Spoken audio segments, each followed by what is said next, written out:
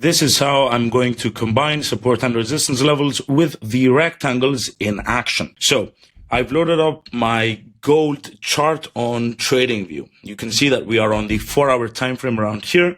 And this is the chart we have. Today's date, if you want to test as well, is the 16th of April, 2026. So we have gold on a 4-hour time frame, and now we need to place our support and resistance levels. For resistance, the most recent high is around here. So this is where the price action seeked liquidity. And the next resistance level based on our chart would be around here.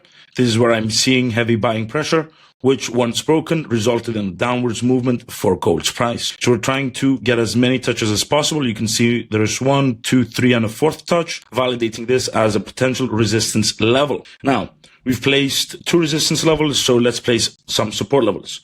Most recent area of support was around this level. You can see the price action failing to break below and has now rebounded. So that's one support level, and this could be the second support level, or maybe slightly lower. So we've placed our support and resistance levels on our TradingView chart. Now we're going to be quickly editing this. If you want to know how to do this, we've already covered it in a previous video. So having placed support and resistance levels, we now need to move into these zones. So we're going to be using the shape of the rectangle to do so.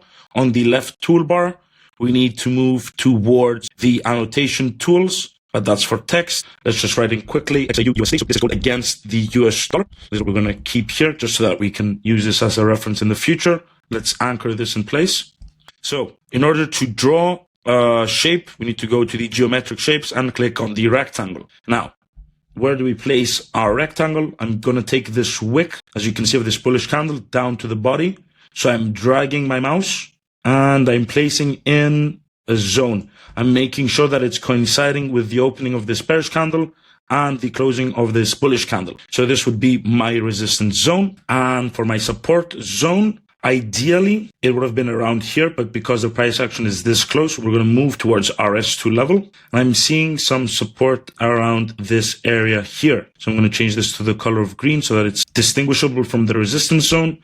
Reason is you can see accumulation of buy orders before the price action has moved higher. So the way you could do this is you could combine the resistance line with the zone. So somewhere around this area, you could possibly enter a short position with a stop loss either at R1 if you're entering within this area here, or you could place an entry position at the R1 level with a stop loss slightly higher. Same goes for support. We could see the price action wicking down into this area here, possibly even in the middle of this box before retracing to a higher point in time. So you can use this as a combination and in order to view and essentially modify your entry points for short or long positions.